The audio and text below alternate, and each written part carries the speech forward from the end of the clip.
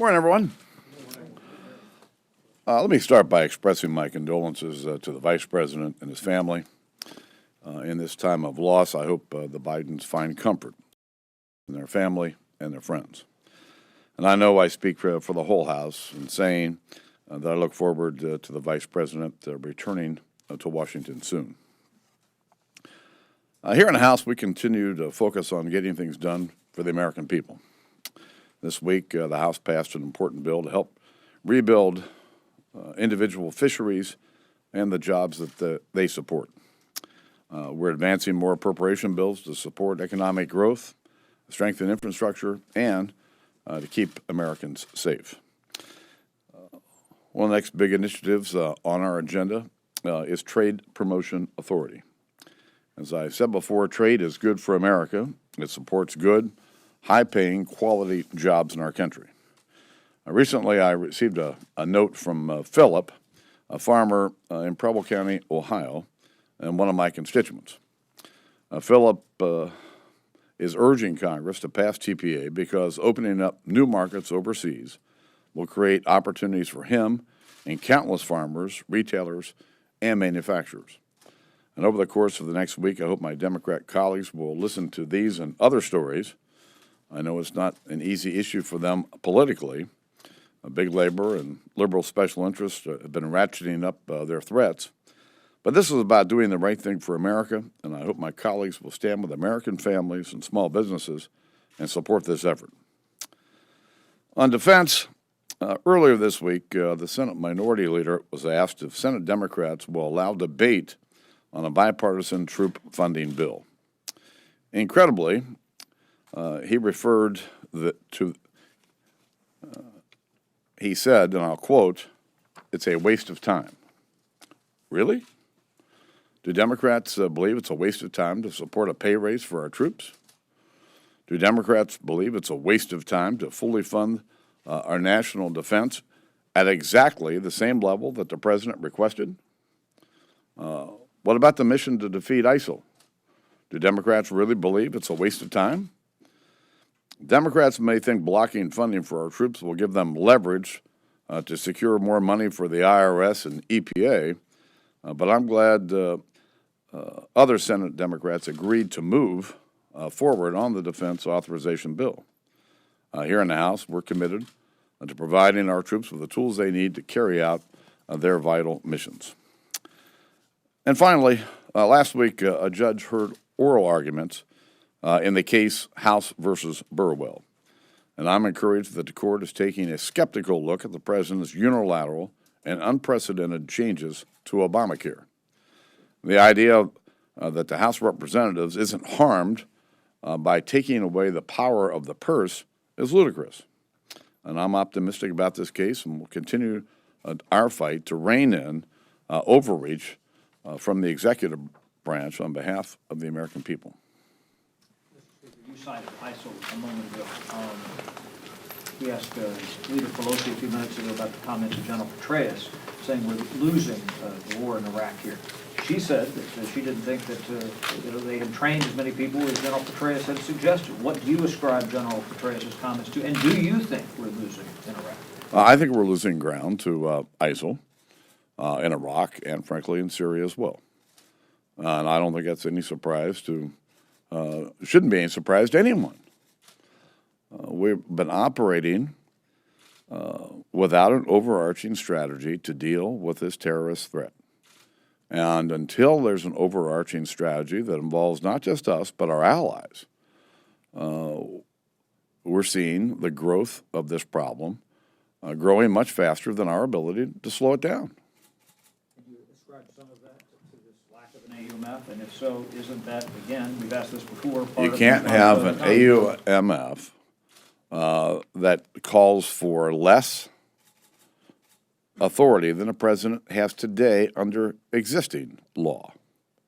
Now, as you heard me say last week, it's time for the president to withdraw this request and send up a robust request that we can pass. And the president can help work to get it passed. But it's time for the president to get serious about taking on this threat, because he is not today.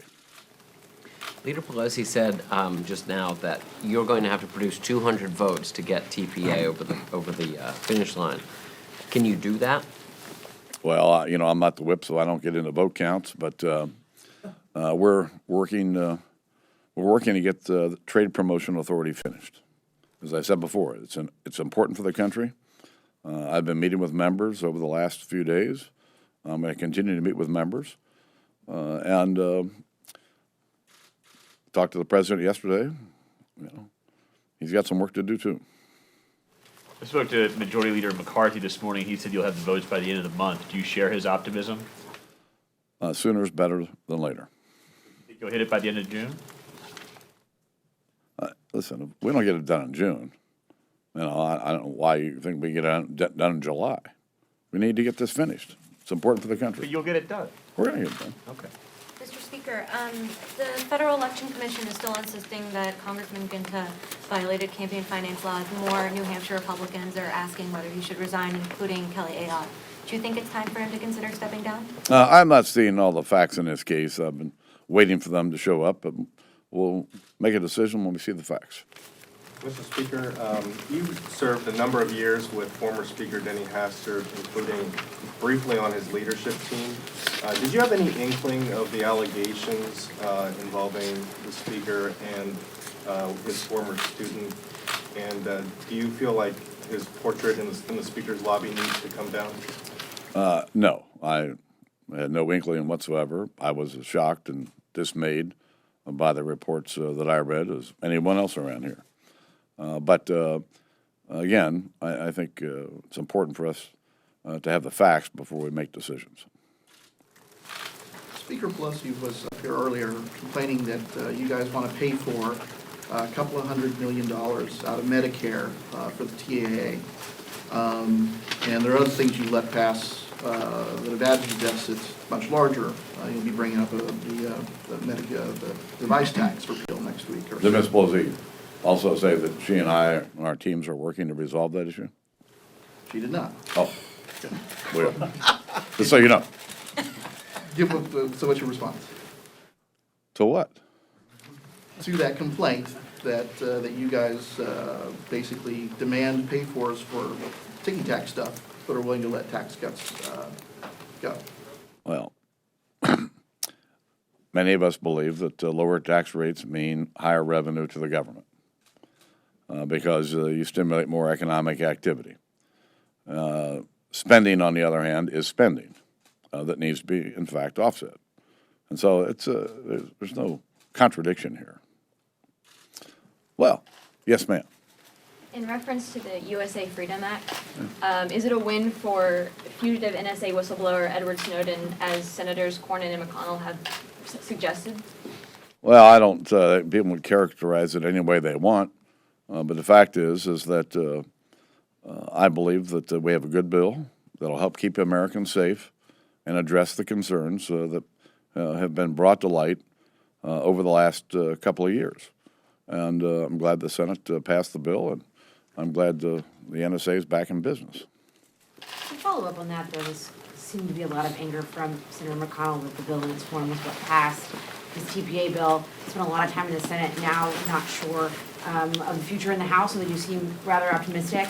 Do you feel like you and Senator McConnell are communicating enough across the building and getting enough things done, or is that show, that anger we saw from Senator McConnell this week on the bill, a sign that there's a real sort of disconnect between you guys going on? Oh, Senator McConnell and I have a very good relationship.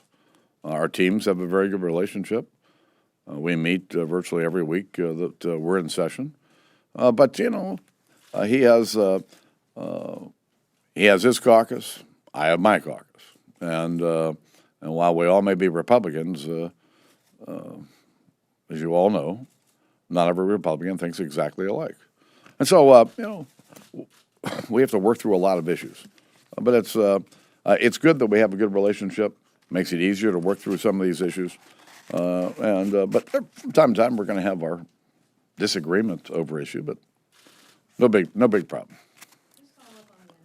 A Republican senator said earlier today she was concerned about the fact that there was a lapse in the program at the time that the federal officials were tracking these terror threats in Boston, and said that the law that just passed and was signed has already weakened the program to do surveillance on potential terror. I do not share that assessment. I do not believe that we have weakened our ability to track terrorists abroad nor here in America.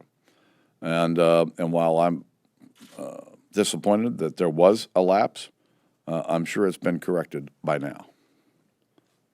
Is the, you seem to have an You know, it's always expectation. the last one, you know. Is the unusually high proportion of senators who are running for president complicating legislative life around here from where you sit? The USA Freedom Act trade with Senator Sanders running for president. Seems like the candidates are making things tougher than they have to be, or would have been. Well, I'm not aware of any House member that's running for president. So I don't have this problem. You can ask Senator McConnell. Thanks.